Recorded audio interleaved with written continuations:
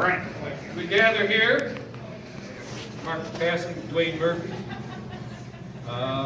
It's our traditional, we're going to throw the last ball for him here. But before then, we'll talk a little bit about him. We'll give anyone here a chance to tell stories about him, good and bad. He was an interesting man. He came in the club the same year I did, about 12 years ago. Didn't know quite what to make of him at first. He was loud, could be crude, but he had heart. And that's what I figured out after a while. He was loyal to his friends and family, and we were his family here.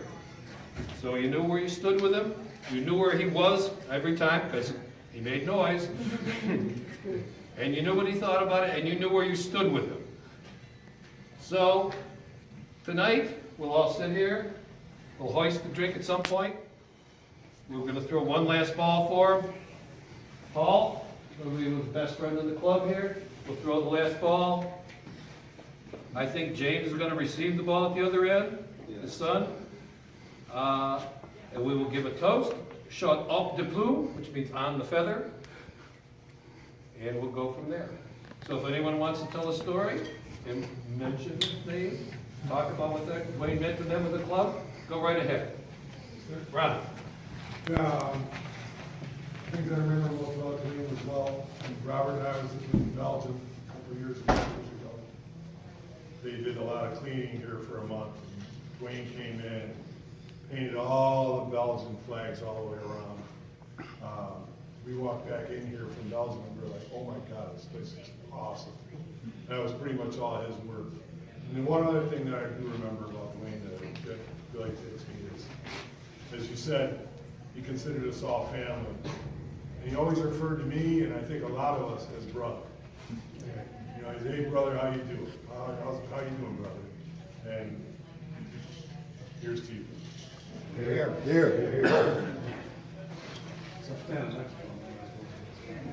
But while they were gone in Belgium, I was here. Oh, you saw it. How many times did your dad send us to Home Depot? Gotta get James going.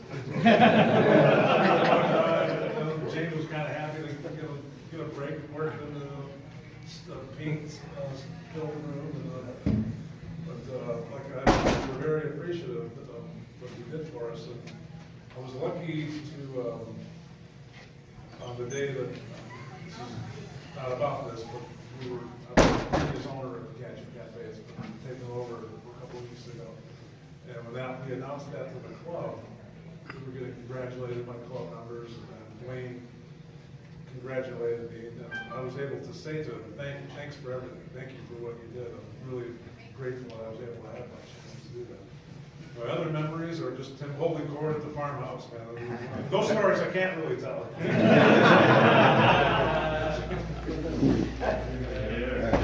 While we're on the theme of Duane painting the place, the last time Duane painted the walls and the stripes, and he came in here like Duane always does. I mean, he was just like full speed ahead. There was no half speed for Duane. With his big old grin and his bundle of energy, he would just charge ahead. And of course, he charged ahead and painted right over the lions that I put on the end down there. And I thought, what the hell? And so when the next time I saw him, I said, Duane, what were you thinking? And he just grinned at me. And in that moment, I knew that what he knew was that we're all brothers, we're all partners here. He figured somewhere I had like a template in my back pocket, and I would pick him up, and I'd finish those lines, I'd put them up again. We would tag team and get the job done. And the other thing about that moment was that when I confronted him a little bit, he was smiling because he appreciated I was telling him what I thought. Because he said exactly what he thought. He appreciated when you reciprocated. So he taught me that way. And he also taught me with his exuberance. It was too short a time this year, but we bowled together several times, and it was terrific. He was a terrific partner, and he still is. We won't forget Duane ever. Thank you. So just very simply, from my memories of him is that it's just not that he wanted to be happy. He wanted everybody else to be as happy, and he did what he could to make you happy. Yeah. Duane was responsible for my only trip to the farmhouse.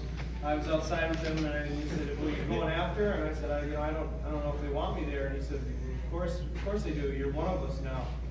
And when I don't remember much, but it was. And that was because of him. That's why I went. You know, I'd have to say that I don't think anybody came any further on a weekly basis than he did. And it was like, snowstorm or not, it didn't matter. You know, he was going to be here by 8:30, and sometimes just at 8:30. That's our cutoff time for bowling. But he was hugely passionate, and I had written to our club members that you know, we are family, and he exuded that feeling. I remember when he'd bring his mom here, it was like he was honored to introduce her and have you talk to her and be with you. And as gruff as he was and as loud as he was, it was a matter of he represented family and wanted to share that with us, and did.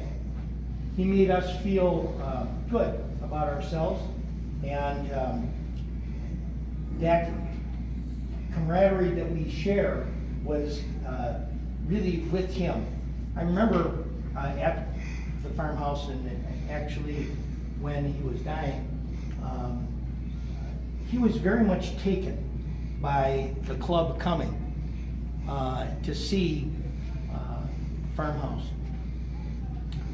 And he was overwhelmed with emotion that everybody felt that way together.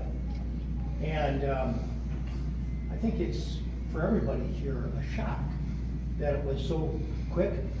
And, you know, I tried to describe him as a strong guy, ready to go. What's his next job? And it's startling to us because of the shortness of his illness, but it is what it is. But to his man.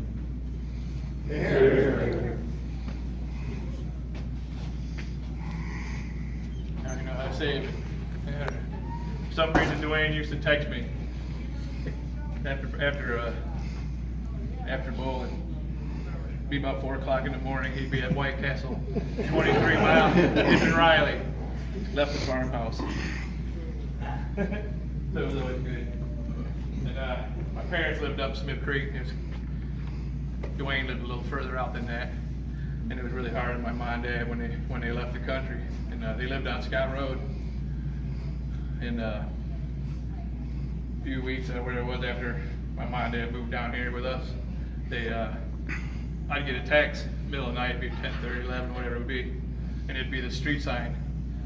And from the dirt road, he'd actually pull over, and when he was passing my parents' street, going wherever he was going back to his house, and he would take a picture of the sign and send it to me. He was our brother. He was definitely our brother. He texted me a few times from the hospital, and thought, "Oh, you guys are all worried about him. Where is he? Where is he?" And he complained about he was in the top 5. I was in the top 5. I was in the top 5. Yeah. That's it. My brother.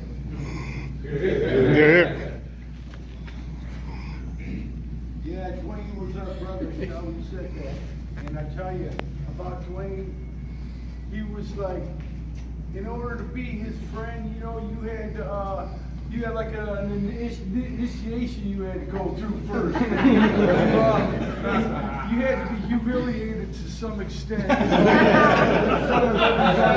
But he did it in front of everybody, and it was like family, man, and it was all within good taste, and he did it, you know, that way. I remember when Steve, you know, God bless his soul, you know, he really loved Duane. Duane really loved Steve, and after Steve died, Duane, it's a little bit different, and And you know, I remember when Steve first joined the club and he was like bowling and he did something wrong and people were saying something to him, oh no, not that way, and Duane got in his face.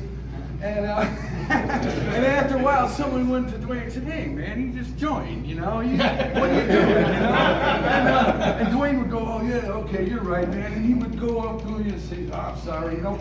And then after that, you know, they became best friends, man. Those guys were always at the farmhouse. And you know, Duane, for the last, I don't know, 4 or 5 years, he's been going to Steve's gravesite, you know, down there, Mount Elliott Cemetery. And I missed him by an hour one year, you know, but it was cool that he went down there with Milan and a few guys and stuff. But God, we're gonna miss him so much. He was so good to everybody. Like Mike said, we're like family. And he really loved coming here every Thursday night and bowling, man. It was something he really liked doing. God bless you, Duane.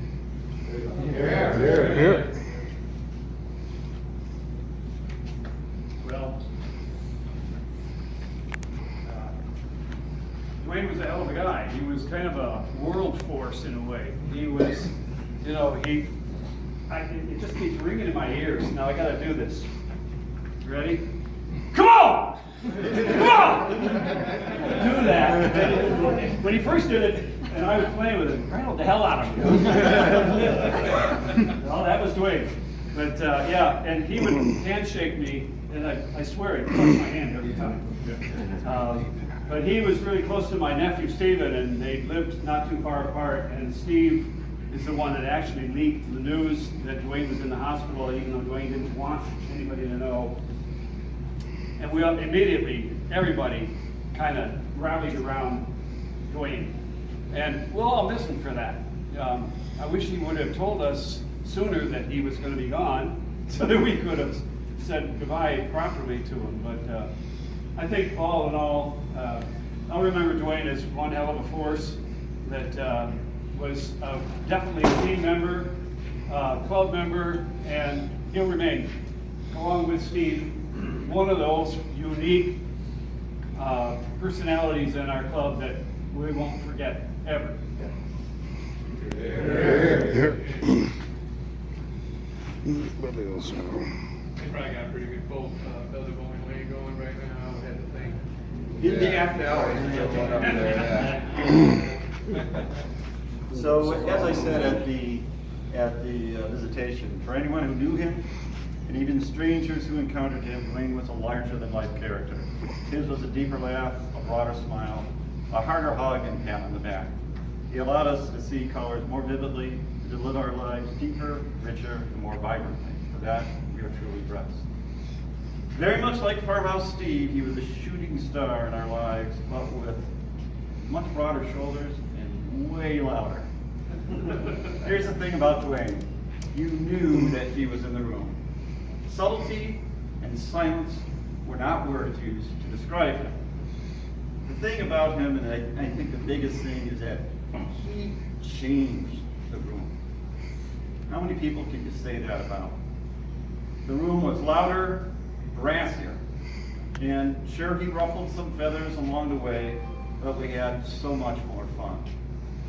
He was a tour guide that took us to the edge, however we wanted to find that, and allowed us that exhilarating look over that edge into whatever is out there. In sharing his life, ours was fuller, more vibrant, and with a hell of a lot more stories. We are blessed that he gave us that gift.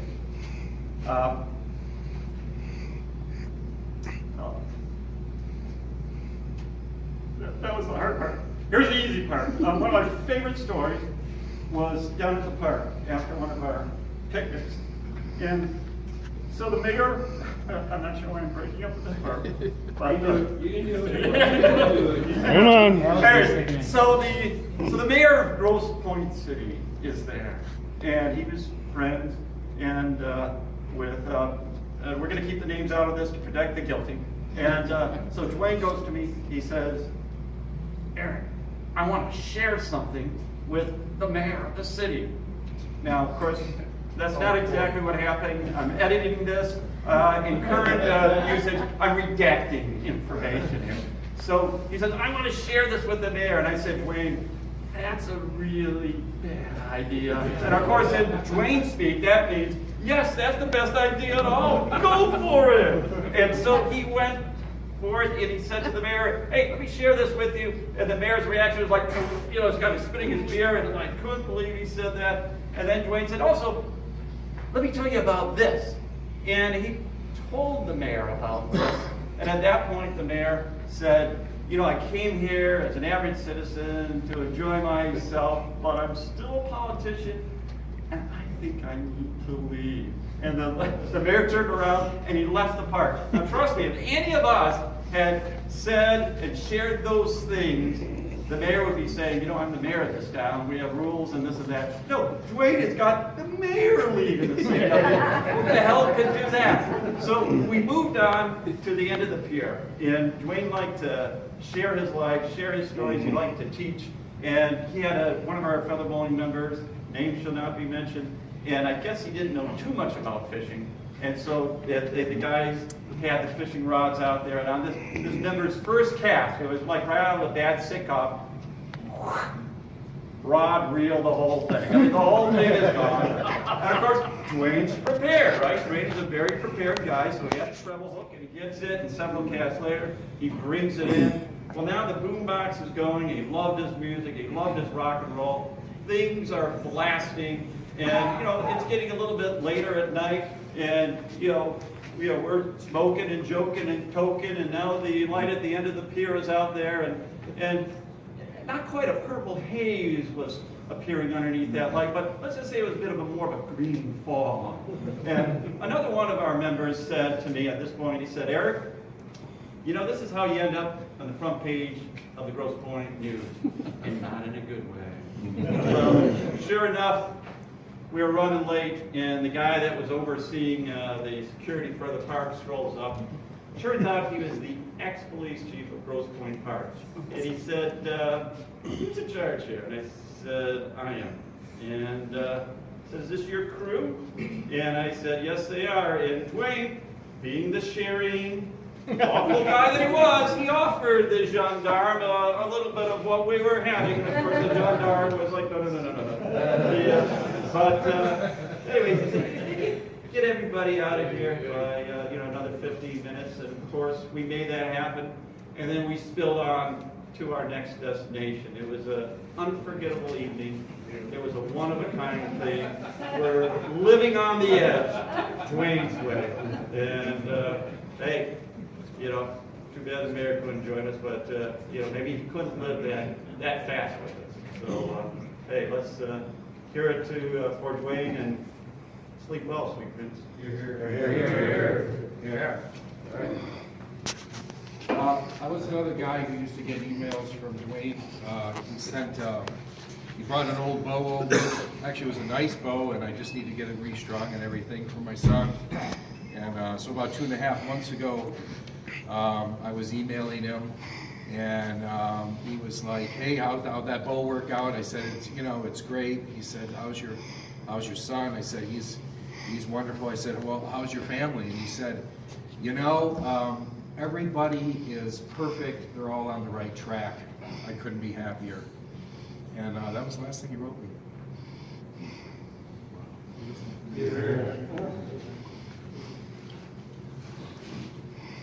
I remember that 2 years ago, then I ended up winning the championship. Then afterwards, me and Eric Greer and Paul Schmiegel and Dwayne Murphy and Mark Butler and others, we all went to a bar to hang out all the time, at Flirty's Pub. We were hanging out up there all night, celebrating the championship we had that night. And then after that, we went to McDonald's for a drive-thru. And right when we stopped there, then Duane got out of the car, running around the parking lot a little bit, and we had to have probably like 3 or 4 people to try to get him back in the car. And then after that, we're all like, okay, where are we going to go now? And we're like, I don't know. I mean, should we go to Eric's house or the farmhouse maybe? And Duane ended up being like, no, we're going to go to Paul Schmiegel's house. That's where we're going to go. Anyway, all of us go to Schmiegel's house, and we're like, okay, yeah, let's do that. And we were there till about the normal like 5 or 6 o'clock in the morning, like we always do. Enough for that. No, but he talked you into, he talked you into that. No, that's how you roll. Kicking it out and no neighbors complaining about anything. Go back. Yeah, so here's Duane. That's cool. That's not quite how that story went. Go for it. I didn't have a car. I was stuck in one of your cars, and I was captive, and you kidnapped me and took me to my house. I had someone drive me back here to get my car.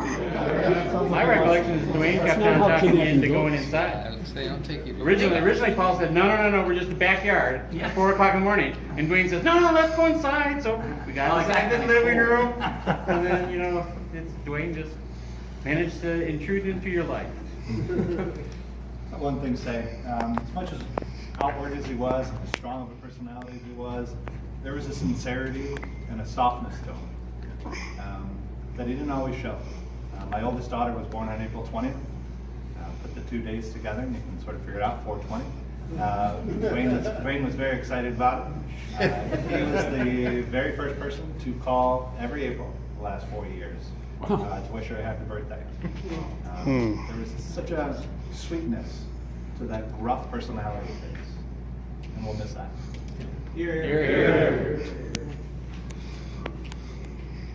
Think about the first time you met Duane. And then think about what you thought of him a couple weeks later. It's different. This guy was full of love. He loved all you guys. He loved his mom. He called his mom every day. He loved his family. He loved his kids. He was so proud of his kids. He talked about his kids all the time, how proud he was of them. He loved everybody. He had a good sense of humor. He liked to tease and be teased. And even after he was diagnosed with a cancer and saw the doctor, and they told him about the treatments he was going to get, the procedures he was going to go through, he calls me up on the phone and he tells me a story. I used to take pictures of the back of his head all the time at home, and we used to tease each other about being powerfully challenged. And he called me up and he says, yeah, the doc says I'm going to have some chemo, but I asked him, I don't want that chemo that's going to make me bald like my buddy Paul.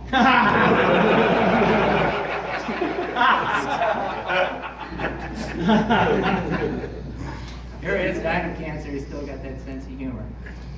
And he loved the farmhouse, of course. He loved his buddy Steve. He's going to be with Steve now.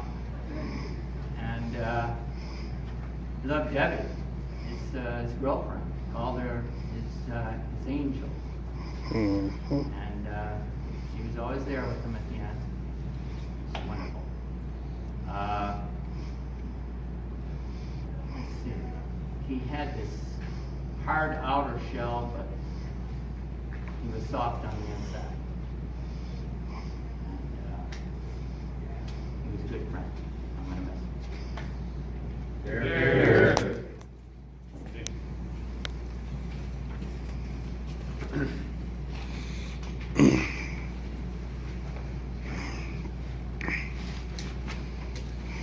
Farewell, my friend. Rest in peace.